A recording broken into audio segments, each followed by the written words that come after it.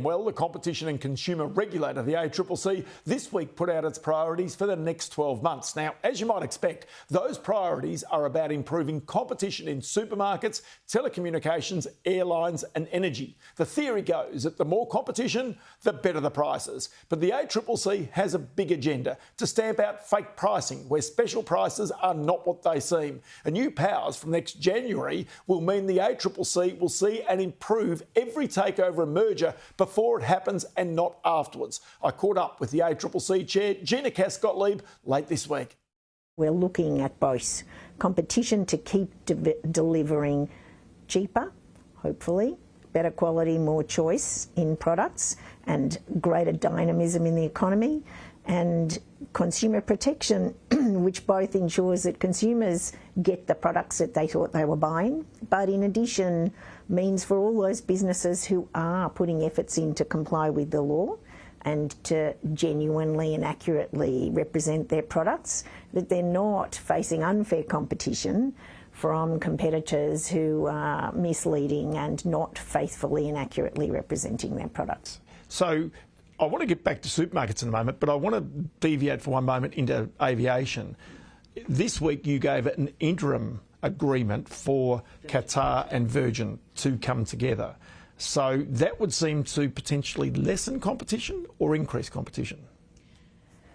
What we are looking at there is it is increasing services for Australian international travellers. It introduces 28 new services between Perth, Brisbane, Sydney and Melbourne, and up into the Middle East and then into Europe, in an area where Virgin has not been serving internationally. So it's not that we're removing Virgin and did not, on all the evidence before us, look likely to engage in those international routes. So it adds additional service as a public benefit there, and we are looking there at the question of public benefits outweighing any possible public detriment. So we consider there it is increasing choice and competition on international routes.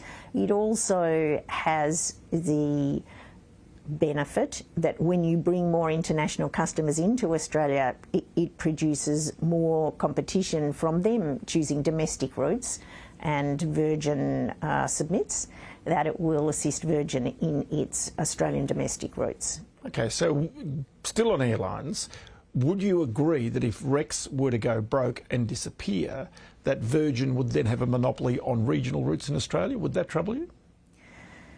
There are some regional routes that Qantas is also covering, small number. On our most recent airline report, we have seen that Virgin has mainly picked up the traffic that had previously been served by Rex. We would prefer to see as much competition as possible serving regional communities. We know directly from regional communities that they really value the services that Rex has offered, including areas where Rex has served regions and routes that have not otherwise been offered. So from that point of view, is there a place, and I mean this is not your way, but government has stepped in to actually prop up Rex. Without Rex, if it had not done that, how would have those communities been served? In some cases, they were being served by Virgin. In other cases, they needed to, in effect, travel further to get to another location in order to get a flight. Yeah. And price? We have very clear evidence of the price effect. So we saw firstly that when Rex first entered the more major city routes, which they entered, that there was very quickly a reduction in price of the other two, of Virgin and Qantas on those routes. So competition is commensurate with price, as you would imagine, but you saw it practically. And we did see it practically, and we also saw when Rex left those intercity, major city routes, there was an increase in price. So we absolutely saw a demonstration of that. And Treasury has done a careful correlation of this and has found that price reduced 5 to 10% when there was a second airline on a route, and up to a reduction of a half when there are 3 or 4 airlines on a route. And we did, for a period of time, have 4. Yeah. That's right, until one of them went broke. Yes. So I just want to go to another aspect, is supermarkets. There's an argument that there is a lack of competition in supermarkets, which has basically contributed to the so-called cost of living crisis, be it real or not. But given the fact that Aldi came here in 2001 and now has 12% market share of supermarkets, that Costco came in 2009, now has 1 or 2% market share, how can there be a lack of competition in that space driving up consumer prices? There is first a very significant market share held by Coles and Woolworths individually, but together approximately 67%. But they're not one, they're still two competing against each other. They are two. What we have observed, and we will be issuing our final report soon, so I'm going to talk in broad terms. We have observed competitive impact in certain areas of the offerings, but not across all areas of the offerings. We welcome absolutely the competition that has been brought by Aldi and Costco. Manifestly, it strongly applies in relation to the products and services they each focus closely on. What we are drawing attention to is the overall and broader set of offerings and categories, and the question about how vigorously those competitive constraints have applied across the whole of the offerings. Okay, but if they were forced in the future to divest of supermarkets, wouldn't that work against competition or the servicing of some communities? The ACCC has not looked at or commented on the question of divestiture. We are looking at the structure and the level of competition as we currently see.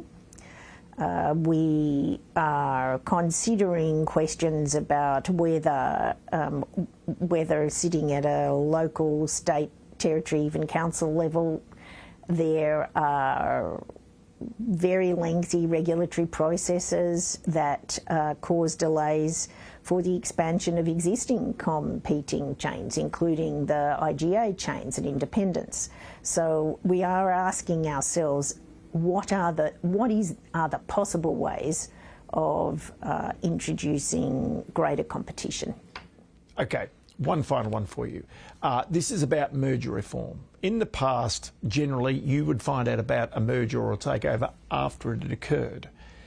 In the future, under new laws, you will actually be front and foremost in the decisions as to whether that merger can go ahead, whether it's anti-competitive. Now, it starts from January next year, 2026, but it's voluntary from July 1 this year. You are renowned as being one of the great competition lawyers that Australia has ever had. If one of your clients came and said, should we actually report this voluntarily, you'd have said no 100 times out of 100, wouldn't you? Not necessarily. Oh, okay, 99 out of 100 times. It depended upon my assessment of whether there was a potential competitive impact. But the truth is they have to do it. That is right. January. The change will be. That means the ACCC is mandatory. right in the middle, yes. Yes, and some part of the interesting dynamic of that question, Ross, is we want to remove that doubt or that question for transactions that are important in terms of their size and impact. We want to ensure that the ACCC sees them and is able to prevent transactions that are likely to have an anti-competitive effect, at the same time recognising we will ensure that it's fast, clear and certain for the vast majority of transactions which do not give rise to a risk of anti-competitive effect. You are determined to make certain that Australia does not continue to be the land of the great duopoly, aren't you? Yes, we are, and we are actually charged to promote competition. Gina Cass-Gottlieb, always great to chat to you. Many thanks for your time. It's a pleasure.